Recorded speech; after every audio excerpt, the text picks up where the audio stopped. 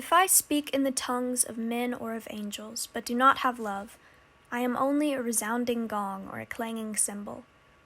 If I have the gift of prophecy and can fathom all mysteries and all knowledge, and if I have a faith that can move mountains, but do not have love, I am nothing. If I give all I possess to the poor and give over my body to hardship that I may boast, but do not have love, I gain nothing. Love is patient. Love is kind. It does not envy, it does not boast, it is not proud. It does not dishonor others, it is not self-seeking, it is not easily angered, it keeps no record of wrongs. Love does not delight in evil, but rejoices with the truth. It always protects, always trusts, always hopes, always perseveres. Love never fails. But where there are prophecies, they will cease. Where there are tongues, they will be stilled. Where there is knowledge, it will pass away. For we know in part, and we prophesy in part, but when completeness comes, what is in part disappears. When I was a child, I talked like a child. I thought like a child. I reasoned like a child. When I became a man, I put the ways of childhood behind me. For now we see only a reflection as in a mirror. Then we shall see face to face. Now I know in part, then I shall know fully, even as I am fully known. And now these three remain, faith, hope, and love. But the greatest of these is love. I'm not sure what love is. When I was a child, I didn't talk like a child, I didn't think like a child, I didn't reason like a child. I think I was born with a broken heart, bleeding, battered, but beating still. It poured out in all directions until I didn't know where to put it, so it leaked into the creases of my brain and made me claustrophobic. Everything my heart bleeds out blends with my brain, and it's hard to tell one thing from the next. Lots of people have worn the mask of a prophet and have told me my version of love is sinful. And I defend and debunk and demand, and I'm not even sure what love is. But I know what it's not.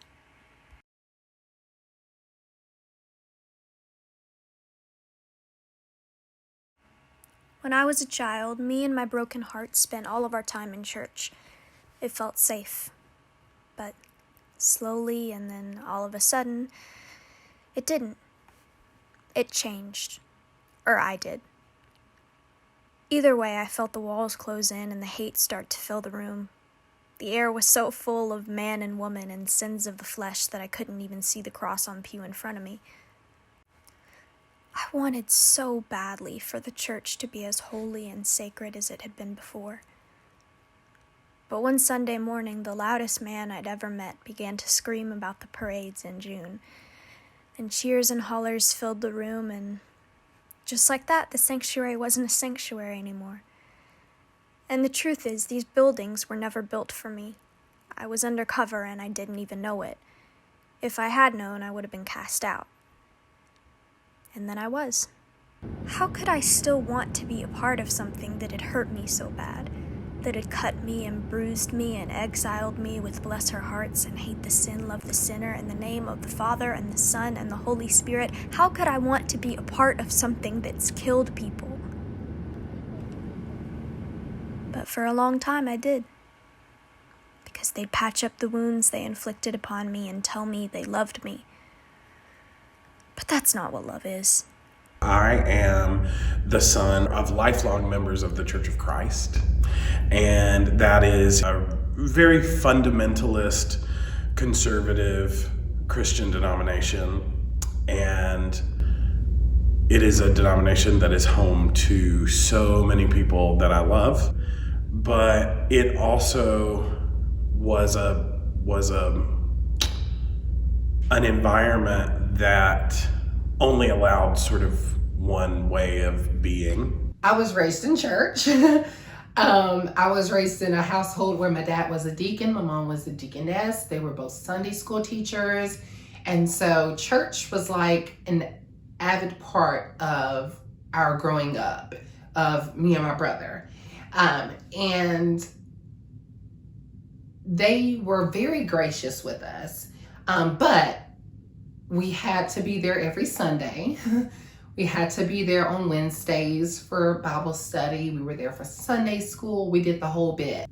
It was a great experience, apart from the fact that it was very set in their ways and very traditional and not as accepting and loving as I feel people of God should be. The religious messages I was hearing were very clearly anti-gay. We had an evangelist who came to our church and said, I can tell by looking at you if you're homosexual or not. And I counted 12 of you here tonight already. Like that kind of terrifying thing. When I'd been taught that my body was evil, especially as a gay man, especially the things I wanted to do as a gay man with other men was evil, so evil that it was the one thing beyond God's forgiveness. That's what I was taught. And it was hugely reinforced. But bodies and spirits and souls will find truth. I moved to New York and was always going to church, but never felt like I had a church home. I actually ended up as a church musician for a church that said the worst sin in the world is being gay. I had no idea that God ranked them, but there he did. And so I immediately got out and just took a little bit of a break. And then when I moved back here to Birmingham in the pandemic, I was asked to sing here at First Church, where I'm sitting right now, and I continue to be blown away as I learn about the expansiveness of God. And then this is fall of 1994, the second or third day I lived in Delaware, I got a phone call on a landline, because that's all we had back then. And I remember these words exactly as they were said to me. I picked up the phone and said, hi, my name is Bill Gettler. With my wife, Maria LaSala, I am the co-pastor of the Hanover Street Presbyterian Church. We are a downtown urban interracial church committed to social justice and the full inclusion of LGBTQ people. Choir season is starting up. It's August and we haven't found someone yet. And we wondered if you might possibly consider becoming an interim while we continue to search. And I just didn't know. I mean, I almost burst into tears because I didn't know what to say. I'd never heard anybody say anything like that about the church. The last two people that I came out to in my coming out journey were my father and my mother. And that congregation was with me through that entire process. I grew up in a denomination where there is no instrumental music. So as a musician, you can imagine that there's a part of you that is missing in that kind of worship sometimes. So when I discovered church music, I just melted, and that was really hard because I really had this belief that like music, instrumental music in a church would send everybody in the room to hell. So I had to really figure out, like, how do I hear God in this music when, I've always sort of known that it's wrong. And I think, that started me thinking about a lot of things, not just the organ. Like I had a point where it was like, okay, there's some stuff going on inside of you, and the fact that you're singing in a church with an organ might be the least of your worries right now.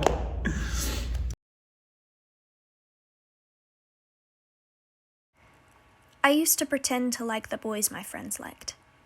That's what I thought love was for a while. A choice you make, so you have something to talk about at sleepovers and walks home. So you can imitate the movies you see. So much of my life was imitation. I thought everyone was just exaggerating when they talked about love. Imitation, a reflection as in a mirror. But that's not love either. I had a girlfriend in the 5th grade whom I still know to this day. She gave me blue socks and I gave her little Debbie brownies for Christmas. That was clearly going nowhere.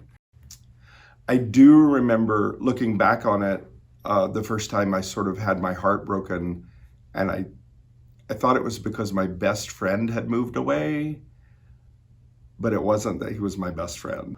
When I was a kid, I thought love was just a strong liking for somebody. I thought it was, oh, you love this person because they buy you ice cream, or you love this person because they like your new shoes. A big part of me believes, and still struggles to believe, that love is pretty conditional. Like, you earn it through like doing really good things, or I grew up performing, so like giving a great performance, or getting good grades, or getting just doing right, being good, being right. Those all that went hand in hand with like love, and it was like an earning thing. When I was a kid, I thought that love was like eating flaky Grand biscuits in the middle of my grandmother's living room floor with the smell of coffee and like lace window coverings, and just feeling completely like I didn't have to worry about anything. I think that's what I thought love was.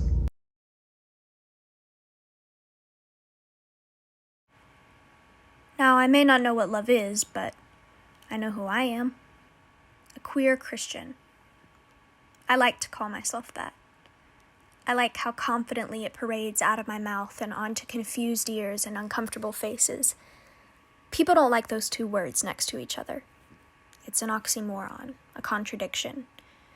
You can be gay or you can be a Christian, but you have to pick one. But how do you pick between loving God and loving His creation? How do you pick between love and love? So for the longest time, it felt like I was going to have to pick gay or Christian. I can't say that one day magically went away. I can't say that it's not still there in, moments of doubt or uncertainty. I fully grew up believing, on the rare occasion that I would recognize my orientation, I definitely felt like it was a test. There is a school of thought that goes, well, God didn't call us to be happy. And that's a really chilling thing when you realize that so many people are trying to live that way because they think that that's how they're supposed to live, in unhappiness, and constantly sort of meeting obstacles and challenges that are placed in their way by a God who they still really believe loves them. I think that it doesn't have to be that hard, and I think that what eventually came to my mind, who knows if it's right, is that I can't do anything about who I am. I certainly can't do anything about the